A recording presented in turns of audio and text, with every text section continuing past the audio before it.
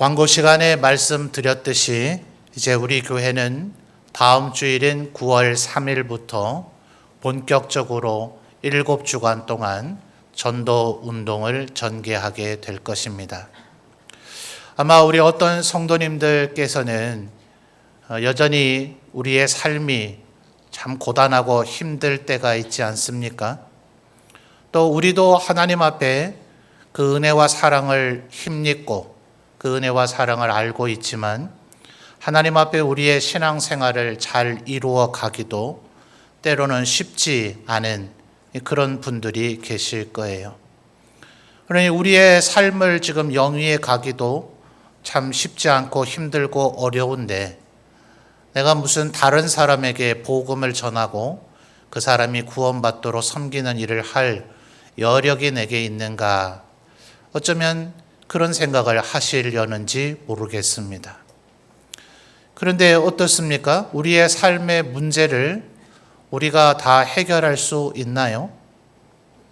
아마 어떤 성도님들은 우리 가운데 그저 몇 퍼센트의 사람들, 우리가 쳐다보면 저분은 굉장히 좀 대단한 분 같고 큰 능력과 아주 재주를 가지고 있어서 자신의 인생의 문제점은 스스로 잘 해결할 수 있지 않을까 그런 생각을 할지 모르겠어요. 그러나 목회자라 하는 것은 우리 성도님들의 가정의 문제를 듣고 또 하나님 앞에 기도해 달라는 요청을 주로 받게 되기 때문에 제가 만나서 얘기를 들었던 수많은 성도들 중에는 그 누구도 자신의 삶의 문제를 자기 혼자의 힘으로 해결할 수 있는 이는 아무도 없습니다. 하나님께서 우리와 함께 하시고 동행해 주실 때, 하나님이 우리에게 은혜를 베풀어 주실 때 바로 그 은혜와 힘으로 우리의 인생의 문제가 해결되는 거죠. 주님께서 뭐라고 말씀하셨습니까? 부활하시고 나서 승천하시기 전 제자들과 사도들에게 마지막 하셨던 말씀을 마태복음 28장 18절에서 20절 사이에 기록을 했지 않아요? 너희는 가서 모든 족속으로 제자를 삼아서 아버지와 아들과 성령의 이름으로 세례를 주고 내가 너에게 분부한 가르친 모든 것들을 가르쳐서 지키게 하라고 말이죠. 그리고 나서 주님이 아주 놀라운 말씀을 하시는데 내가 세상 끝날까지 항상 너희와 함께 있겠다고 말씀을 하셨습니다. 하나님과 우리 구주 예수 그리스도께서는 은혜와 자비와 긍휼이 무한하시니 때로 우리가 하나님의 말씀에 불순종하거나 연약하다 하더라도 우리 곁을 절대로 떠나지 않으실 것입니다. 요한계시록 3장에서도 주님 약속하신 것처럼 문을 열면 내가 그에게로 들어가서 그와 더불어 먹으리라. 주님 말씀하셨고 바울 사도도 말하기를 우리의 몸이 성령께서 거주하시는 거룩한 성전인 줄 알지 못하느냐 하며 성령님 그리고 구주 예수 그리스도께서는 우리에게 영적으로 임재하셔서 우리를 절대로 떠나지 않으십니다. 그러나 우리가 내 힘으로 내 문제를 해결하고자 한다면 그저 내 힘의 그 능력과 그 힘의 범위 안에서 버둥거려야 될 뿐이고 내가 하나님을 기쁘시게 하면 하나님께 영광 돌리면 하나님께서 힘과 은혜와 능력을 베풀어 주실 뿐 아니라 때로는 기적과 이사를 행하셔서 직접 우리의 문제를 해결해 주시더라 하는 거예요. 저와 함께 오래 신앙생활 하신 성도님들은 이미 여러 차례 들으셨겠습니다만 저는 이곳에 부임하기 전에 6개 교회에서 부교육자 생활을 했는데 그곳에서 수많은 전도훈련들을 해보곤 했습니다. 그런데 전도훈련에 동참하는 분들에게 전도훈련은 전도를 어떻게 할 것이냐를 노하우를 배우는 것 못지않게 기도하는 것이 몹시 중요하기 때문에 훈련을 받는 훈련원들이 기도의 제목들을 나누고 또 함께 합심해서 기도하는 그런 일들이 있습니다. 자기에게 지금 전도훈련을 받으러 오기는 했으나 각자의 삶에 정말 긴급하고 아주 마음에 늘 무게를 갖고 있는 그런 기도 제목들이 있기 마련이죠. 기억나는 것은 어떤 여집사님은 결혼한 지 여러 해가 되었는데 아직 자녀를 갖지 못했어요. 전도 훈련과 그게 무슨 상관이 있어요? 그러나 그분에게는 자녀를 갖고 싶은 것이 간절한 기도의 제목이었기 때문에 그런 기도 제목이 있노라. 또 어떤 여집사님은 남편이 사업을 하다가 부도가 난 그 와중에 그래도 하나님 앞에 훈련받고 싶다고 그 자리에 온 분이 계셨어요. 그래서 그 그룹과 또 그 기도 제목들이 조 단위로 나눠지게 되면서 진행하는 저희 목회자들에게 다 기록이 돼서 보고가 되어지니 또 함께 기도회를 하는 그런 시간들을 통해서 그런 기도 제목들을 함께 기도했었습니다. 놀라운 것은 12주 전도 훈련을 하는 가운데 그 여집사님은 임신하게 되어져서 출산해서 지금 자녀가 잘 성장을 했고요. 또 그 부도가 난 그 집사님의 가정은 정말 그 당사자도 놀랄 만큼 전혀 생각하지 못했던 뜻밖의 방법으로 그 회사의 경영이 다시 회복되어지는 은혜를 힘입게 되었습니다.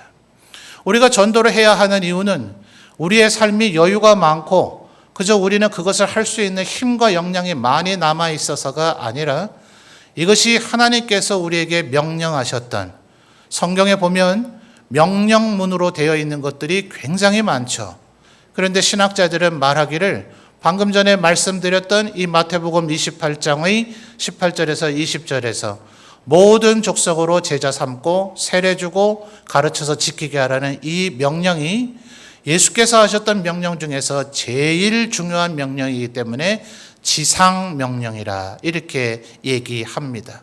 땅에서 하셨던 명령이라는 얘기가 아니고, 그래서 영어식 표현은 Great Commission이다 이렇게 표현을 합니다. 주님께서 하신 명령에 우리가 순종하고 충성하면 주님은 반드시 우리를 도우시고 은혜와 상급을 베풀어 주시는 줄 믿습니다.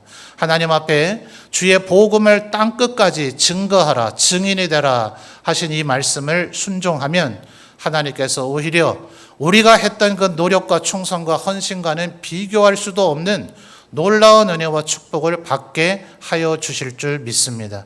그래서 저는 우리 성도들에게 하나님의 말씀을 가르쳐드리고 그리고 전도하도록 동기를 부여하는 것이 여러분을 가장 복받게 만드는 길이라고 믿기 때문에 이 사역을 해마다 전개하고 있는 것입니다. 우리 사랑하는 성도 여러분, 삶의 현장이 때로 피곤하고 힘들고 곤고할지라도 하나님의 이 성경의 원리를 따라서 하나님 앞에 여러분이 할 수 있는 최선의 노력을 경주하여 충성과 헌신을 하심으로 하나님께서 주시는 은혜와 축복을 받아 누리시는 우리 모든 성도들이 되시기를 바랍니다. 우리나라에서도 전개하고 있는 수많은 전도의 방법들이 있는데 그들 모두는 대부분 태신자를 작정해라 하는 그런 개념을 이야기하고 있습니다.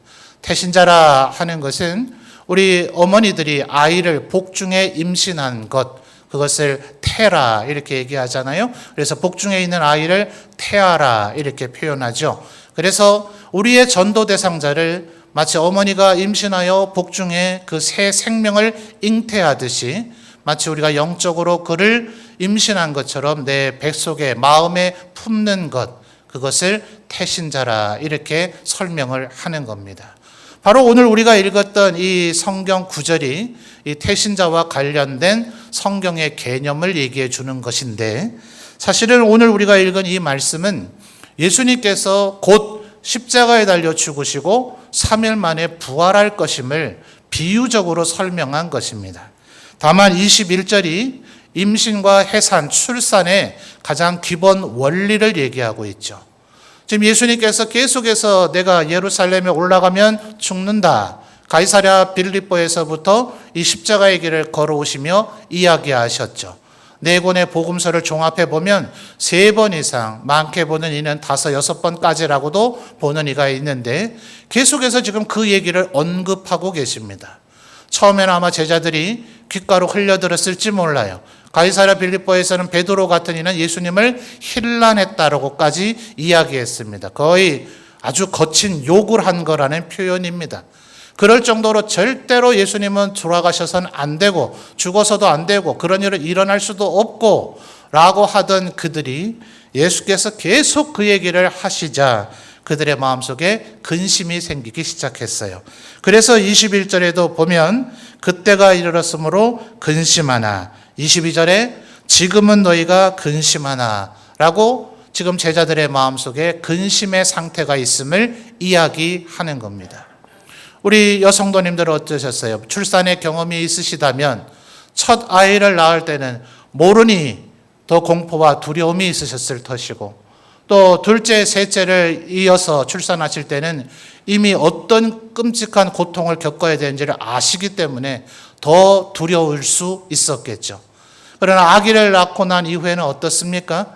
여전히 몸은 많이 상해 있고 오랜 기간 회복의 시간을 지내야 되기는 하지만 그 아이를 품에 안을 때 겪었던 그 고통과 괴로움은 눈 녹듯이 사라져버리고 오히려 기쁨이 더 가득했지 않습니까? 그래서 21절과 22절을 보면 오히려 근심이라고 하는 단어보다는 기쁨이라고 하는 단어가 더 많죠. 특별히 22절 우리 성도님들이 다시 한번 좀 읽어봐 주실까요? 자, 22절입니다. 앞에 스크린에도 나옵니다. 읽어주세요. 시작.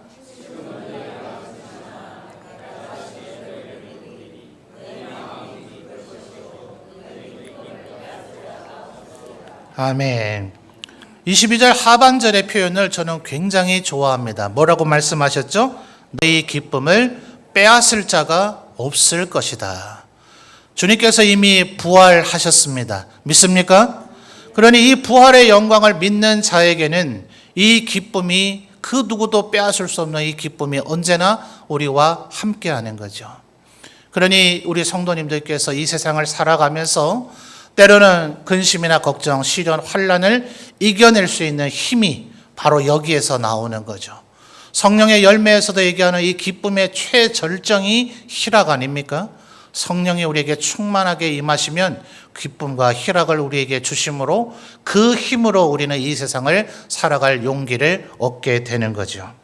근데 바울 사도는 여기에 한 단계 더 나아가서 조금 더 구체적으로 우리가 해야 하는 이 복음의 사역을 이 해산과 출산과 관련해서 비유적으로 설명합니다.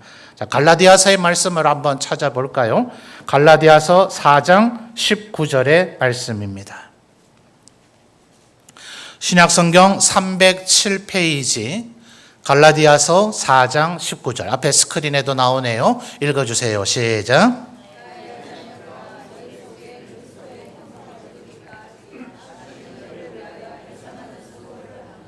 아멘. 자, 바울 사도가 지금 뭐라고 얘기합니까? 갈라디아인들을 섬긴 것뿐 아니라 모든 바울 사도가 개척하고 설립하고 또 그들을 양육하고 훈련했던 모든 교회 성도들을 섬기는 일련의 그 행위들이 하반절에 해산하는 수고와 같았다라고 얘기하고 있는 거죠. 근데 상반절에 뭐라고 얘기해요? 너희 속에 그리스도의 형상을 이루기까지. 그래서 우리 성도님들 아마 이제는 그렇지 않음을 잘 알고 계시는 성도님도 계시겠습니다만 워낙 우리의 머릿속에 인식이 그렇게 새겨져 있어서 지금도 전도라 이렇게 얘기를 하면 누군가를 우리 교회로 모시고 와서 등록카드를 내게끔 만들어야만 전도라고 생각하는 그런 경우가 여전히 많은 것 같아요. 그게 전도임에는 분명합니다. 그러나 전도폭발, 사형리, 글없는 책 등 우리들이 지금 주요하게 사용하고 있는 이 전도 방법을 고안해내고 만들어낸 이들은 그 출발점이 교회 내부에 있었습니다. 특별히 전도폭발을 만드신 분이 그 전도폭발을 시작하면서 그 방법으로 전도를 할 때 처음에 두 가지의 소위 진단 질문이라는 걸 던지죠. 당신이 만약 오늘 저녁에라도 이 세상을 떠나게 된다면 당신은 천국에 들어갈 것을 확신하십니까? 자, 교회를 다니고 세례를 받고 직분까지 받은 사람이라면 이 구원에 확신이 있어야 되지 않겠어요? 그런데 의외로 그분이 이 질문을 던져보자 그가 속해 있던 교회의 대부분의 성도들이 내가 천국을 가고 싶기는 하지만 저 같은 게 설마 갈 수 있겠어요? 저 좀 못 갈 것 같아요 라는 대답을 하는 이가 오히려 50% 이상 넘더라는 거예요.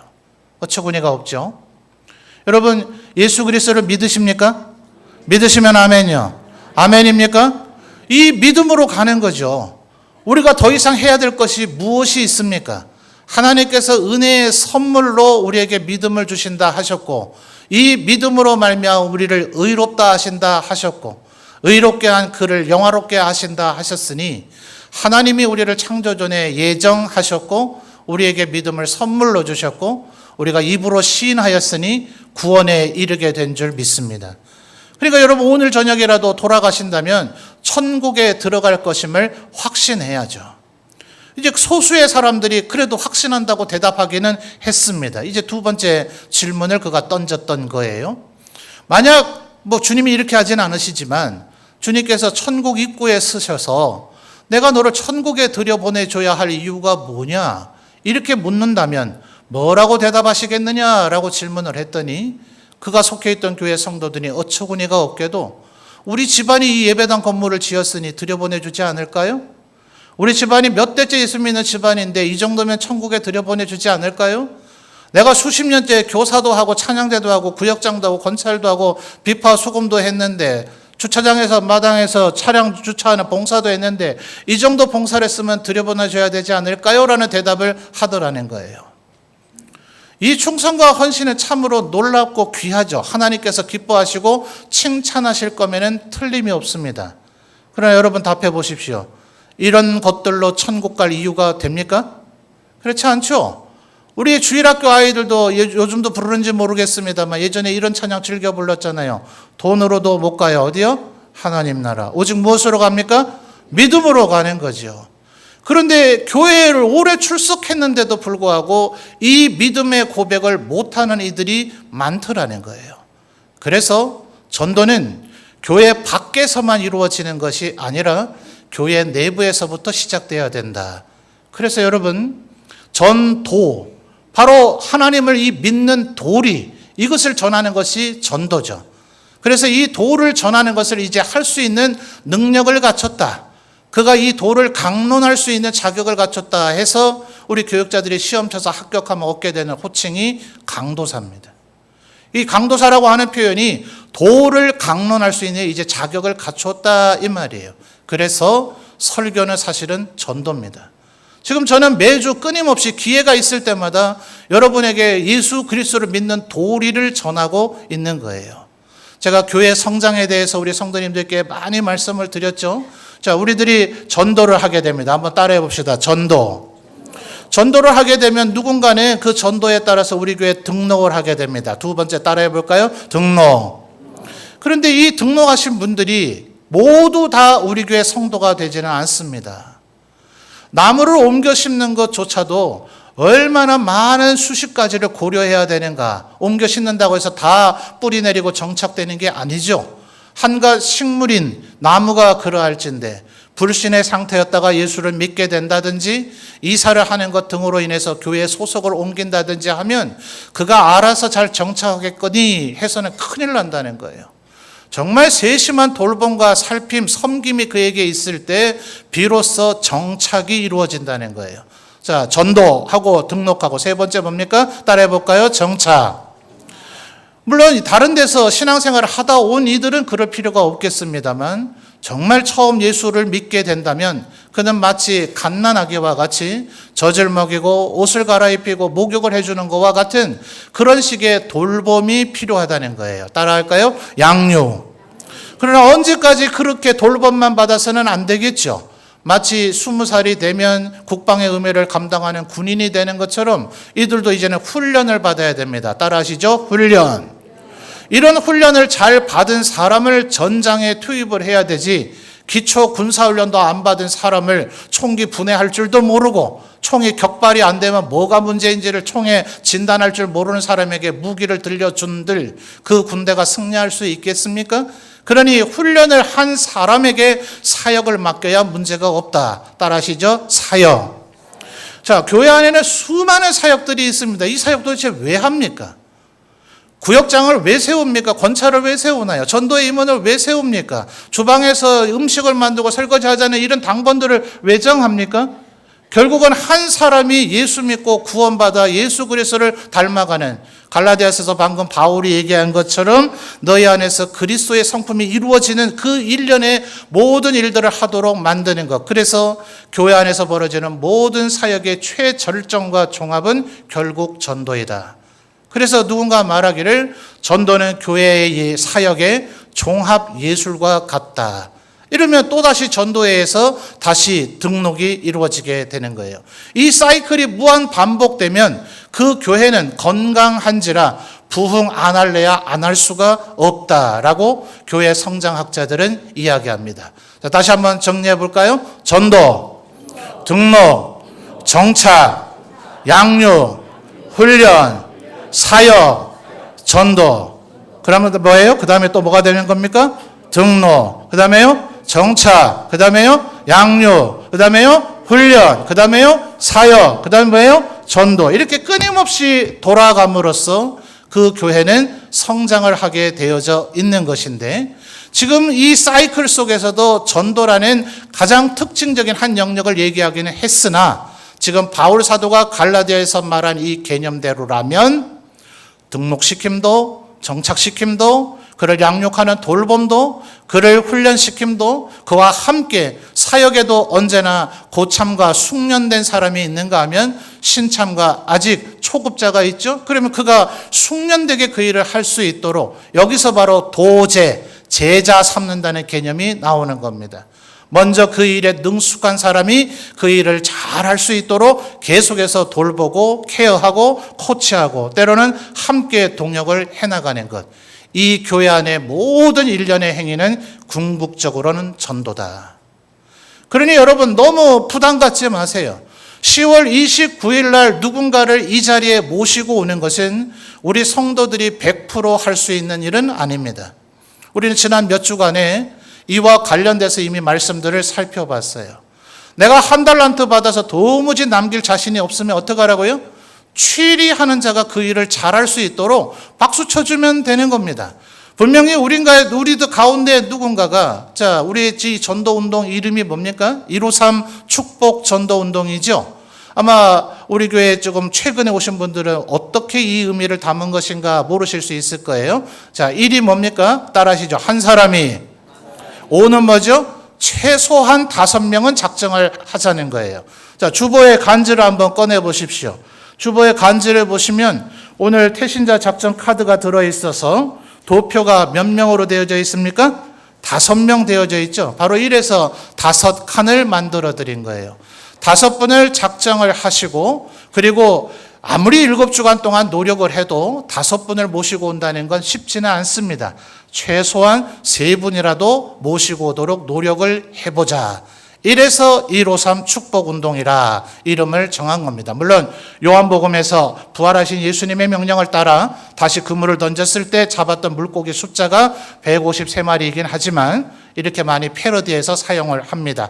자, 복습하는 겸해서 한번 다시 따라해 볼까요? 한 사람이 5명을 작정하여 3분을 모시고 오자.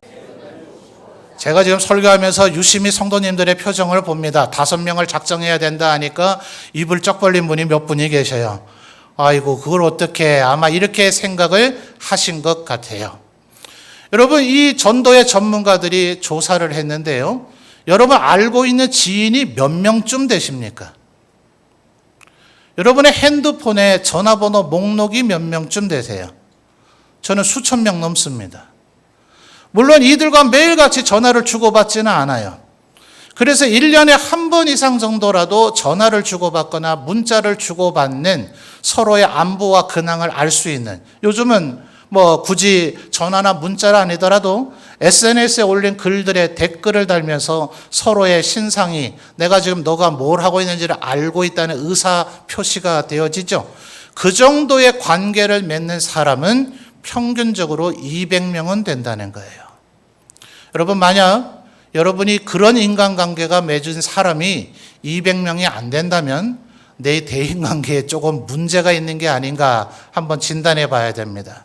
제가 지금 그것이 여러분에게 대인관계에 문제가 있다고 얘기하려는 것이 아니라 사실은 내가 없을 줄로 생각해서 그렇지, 오늘 저녁에 집에 가셔서 여러분의 지인들, 인간관계를 맺고 있는 사람을 차분히 백지 한번 적어 보십시오.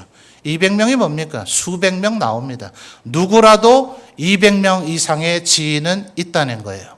그런데 우리 문경시 기독교연합회에서 예전에 우리 지역에 예수 믿는 사람이 몇 분인가 통계 조사를 내봤어요. 시청 홈페이지에 들어가면 등록되어 있는 우리 시민 인구가 딱 나오죠. 그리고 각 교회 등록 교인들의 그 보고를 받으면 우리 교회, 우리 문경시에 예수 믿는 사람이 몇 프로인지가 나옵니다. 안타깝게도 경상도는 북도에서 남도 전 지역, 대구, 울산, 부산, 광역시들까지 다 포함해서 공이 10%를 넘지를 못합니다. 너무나 안타깝죠. 호남 지역은 훨씬 높아요. 김제나 광주, 정읍 이런 지역들 3, 40%가 넘는 지역이 허다합니다. 저쪽 목포 앞바다 쪽에 신안 앞바다 증도라고 하는 섬 지역은 무려 100%가 예수를 믿습니다. 한번 그쪽을 여행한 길이 있어가지고 또 목사가 의심병이 많으면 안 되는데 정말 그런가 싶어서 슈퍼마다 몇 군데를 들어가면서 예수 믿습니까? 어느 교회 다닙니까? 물어봤어요. 진짜 다 다니시더라고요.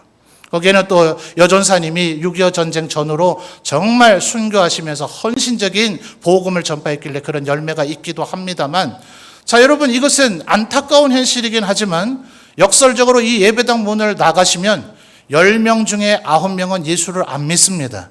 그들은 전부 여러분의 태신자가 될 수가 있는 분들이에요. 자, 다시 한번 주보에 간제해 있는 태신자 작전 카드를 한번 보실까요? 양면으로 되어져 있죠. 똑같은 5명을 양쪽 다 기록을 하시는데 오른쪽 페이지는 제출용입니다. 적고 난 후 절반을 잘라서 오른쪽은 내시는 거죠. 그 제출용 뒷면을 보십시오. 제출용 뒷면을 보시면 다시 복음이라는 4글자의 사행시를 적도록 되어 있어요. 그래서 이것도 적으시고 제출을 하시는 겁니다. 그 밑에 보면 뭐가 있습니까? 태신자 작정 숫자가, 이건 여러분이 작정하는 숫자가 아니고요. 우리 모든 성도들이 오늘부터 시작해서 9월 10일까지 몇 명쯤 작정할 것 같은가, 가장 근사치를 적어낸 분 몇 분에게 상을 드리는 거예요. 제 기억에 아마 정확한 숫자를 맞힌 적은 없었지 않나요? 맞죠? 그죠? 제 기억엔 그렇습니다. 올해는 혹시 정확히 맞추는 분이 기도 많이 하시면 맞힐런지 혹시 모르죠? 자, 왼쪽은 보관용입니다. 그 보관용의 밑쪽 때문에 지금 이 설명을 드리는 거예요. 보관용 밑쪽을 보실까요? 아까 입을 크게 벌렸던 분들을 주목해 보셔야 되죠? 뭐라고 되어 있습니까? 마땅한 태신자가 없으시냐고요. 자, 거기에 뭐 되어 있습니까? 가족, 좀 읽어볼까요? 남편, 아내, 자녀, 시가, 친가, 외가, 동서, 조카, 사돈댁 등 이런 식으로 한번 쭉 체크를 해 나가시다 보면 분명히 여러분이 태신자를 작정 못할 이유는 없다 하는 거예요. 여러분, 제가 부교육자를 6군데 교회에서 하면서 한 10수년 부교육자 생활을 했어요. 그리고 우리 교회 부임한 지 벌써 14년째를 가고 있습니다. 한 25년 이상 되죠. 거의 해마다 이와 같은 전도 운동을 했었습니다. 당일날 결국 우리가 모시고 오는 분들의 70% 이상은 태신자로 작정된 분들입니다. 내가 알아서 당일날 모시고 오면 되지, 그렇지 않아요. 여러분, 우리 여성도님들 임신을 해본 적이 있다면 한번 생각을 해보세요. 요즘은 남자들도 자기 외모를 많이 꾸미는 시대를 살고 있습니다만, 그래도 전통적으로는 남자보다는 여성분들이 아름다워지기를 많이 힘쓰죠. 자기의 구현과 표현이라 뭐 그런 표현들 쓰시더만요. 누나 5이라서 많이 들어봤습니다. 그런데 이 자기를 외모를 꾸미기 위해서 많이 애를 쓰지만 아기를 임신하게 되면 그 다음에 그런 신경 안 쓰시더라고요. 오직 모든 관심과 집중이 자기 뱃속에 있는 아기에게 가 있더라고요. 커피 좋아하고 탄산음료 좋아하고 또 때로는 독주나 맥주 같은 것도 즐겨 마시던 분들이 임신을 하게 되자 혹시라도 태아에게 조금이라도 위해를 가할까 봐 그런 음식 전혀 안 먹더라고요. 심지어 우리 한국 음식은 맵고 짜야 되지 않아요? 저도 그렇습니다. 맵고 짠 거가 반찬이 없으면 도무지 뭘 먹어도 뭐 먹은 것 같지가 않아요. 정말 땀이 바짝 날 정도로 매운 거 하나 먹고 좀 짭짤한 거를 먹어줘야 되는데 임신을 하시니까 그것조차도 애한테 해가 될까 봐 음신의 식단도 조절하시더라고요. 몸매가 뭐 굵어지든지 말든지 전혀 신경 안 쓰시더라고요. 오직 관심은 내 뱃속에 있는 아이가 건강하게 출산할 수 있을 것인가. 지금 성경이 바로 그 원리를 얘기하고 있는 겁니다. 태신자를 작정하게 되면 벌써 마음가짐이 다른 거죠. 하나님 앞에 기도하면서 제출하는 겁니다. 기도하면서 내면 내가 이 사람이 예수님을 믿도록 돕기 위해서 내가 할 수 있는 일이 뭐가 있을까? 작정을 안 하고 그냥 막연히 뭐 어떻게 하다 보면 되겠지 하는 것과 하나님 앞에 기도하며 작정한 것은 천지 차이의 결과를 가져온단 말입니다. 그래서 이번 주간은 각자 알아서 태신자들을 점검해 보기도 하고 알아서 작정하기도 하는데, 또 다음 한 주간은 특별 새벽 기도회를 통해서 새벽마다 기도하면서 그렇게 하나님의 부르심과 또 하나님의 감동하심을 따라 태신자를 작정하는 거예요. 여러분, 어떤 분에게는 아마 5명이 굉장히 힘들 수도 있겠습니다. 그러나 이제 9월 17일쯤 주보에 게시되는 것을 보시면 우리 교회 성도들 가운데도 수십 명을 작정하시고 또 그 당일에 수십 명을 모시고 오는 분들도 계셔요. 기도하면 하나님께서 감동 주시고 그와 같은 또 열매를 맺게 해 주실 줄 믿습니다. 제가 부목사이던 시절에 그 교회에서는 오전 6시부터 해서 8시, 10시, 12시, 2시, 4시까지 이렇게 하루에 여러 번 예배를 드려서 당일에 2,300명가량이 함께 예배를 드리고 가셨어요. 한 분이 수백 명을 작정하셨고 수백 명을 모시고 오셨습니다. 그러니까 여러분, 누군가는 이런 일들을 해내고 있어요. 나는 할 수 없다. 벌써 그렇게 마음 먹으면 하지 못합니다. 우리가 종종 암송하기도 하는 그 말씀, 믿는 자에게 능치 못함이 무슨 일이냐, 할 수 있거든이 무슨 말이냐 하는 말씀은 정말 이럴 때 적용해야 될 말씀인 것 같아요. 여러분, 그래도 또 혹시 나는 예수 믿은 지 하도 오래돼서 세상 모임은 전부 다 끊어버렸기 때문에 주일마다 교회 오는지라. 맞습니다. 오래 예수 믿거나 몇 대째 예수 믿은 분들은 아는 지인의 8, 90%가 이미 예수 믿는 분이라서 태신자를 작정하기가 몹시 어려울 수 있어요. 자, 그런 분들은 오늘 댁에 가셔서 요람을 펴드시기 바랍니다. 여러분, 우리의 동료들 가운데는 가족들 중에 아직 예수 믿지 않는 분들이 있어서 정말 피눈물을 흘리며 기도하는 이들이 얼마나 많은지 몰라요. 예수 믿어야만 천국 가고 구원받을 수 있다는 걸 아는데 내 남편이, 내 아내가 아직 하나님을 믿지 않습니다. 내 부모와 내 자녀가 아직 하나님을 믿지 않습니다. 내 형제가 아직 하나님을 믿지 않습니다. 그분들이 흘리는 눈물, 여러분 상상이 되십니까? 바로 그분들을 우리가 함께 태신자로 작정해서 도와야 되죠. 여러분, 안타깝지만 우리 교회가 굉장히 많이 예배드리는 성도들이 있기는 하지만 결석 인원도 제법 많습니다. 매주 150명 이상이 누군가는 결석을 하고 있어요. 때로 바쁜 일이 있기 때문에 1년 52주 늘 개근할 수는 없겠죠. 어느 날은 어떤 분이 빠지고 어느 날은 어떤 분이 빠지고 이럴 수는 있겠습니다. 그러나 그들 중에 적지 않은 분들이 꽤 오랜 세월, 이미 6개월, 1년 이상 예배 자리 나오지 못한 이들이 있습니다. 코로나는 회복된 것 같지만 코로나 이후에 예배 자리에 나오지 못한 이들도 있습니다. 그러니 여러분, 우리가 10월 29일에 누군가를 모시고 오느냐, 우리가 아무리 정성을 다하고 노력을 다해도 하나님께서 함께 하시고 은혜 베풀어 주시지 않으면 그거는 가능한 일은 아닙니다. 그러니 저는 10월 29일에 누군가를 모시고 오지 못했다 하더라도 그분이 열심히 하지 않았구나, 노력하지 않았구나, 순종하지 않았구나라고는 전혀 생각하지 않습니다. 그러나 이 태신자를 작정하는 것은 누구나 할 수 있습니다. 태신자를 작정하지 않는 것은 이분이 성의가 없구나, 마음이 없구나라고 밖에 받아들일 수가 없어요. 여러분의 지인은 분명히 200명 이상 넘습니다. 이 지역의 10명 중에 9명은 아직 하나님을 모릅니다. 요람 안에만 보아도 우리 가운데 도움이 필요하고 신앙이 회복되어야 될 분들이 100명 이상 있습니다. 여러분, 태신자로 작정하시고 여러분이 실제로 마음속에 또 뱃속에 아이를 품었을 때 그 마음과 그 자세와 그 정성과 사랑을 가지고 그를 위해서 기도해 주십시오. 7주간 동안 우리 할 수 있는 모든 노력을 교회 안내와 또 인도에 따라서 여러분 순종하는 마음으로 함께 해 주십시오. 그러면 하나님께서는 올해도 우리의 많은 새가족들을 보내서 그들로 하여금 복음을 듣는 기회를 주시고 그들 가운데 구원받기로 예정된 자들은 예수 믿고 구원받는 자리에 이르게 할 것이며 하나님의 이 명령에 순종하는 우리 성도들에게는 은혜와 상급과 축복을 베풀어 주실 줄 믿습니다. 모쪼록 이 153 그래서 축복 전도 운동인 거예요. 이 축복 전도 운동의 기회가 우리 성도님들이 오히려 하나님 앞에 여러분의 신앙을 다시 한번 재점검하고 나의 구원을 확실히 하며 하나님 앞에 은혜와 축복을 받아 누리는 복된 기회가 되시기를 주님의 이름으로 축원합니다.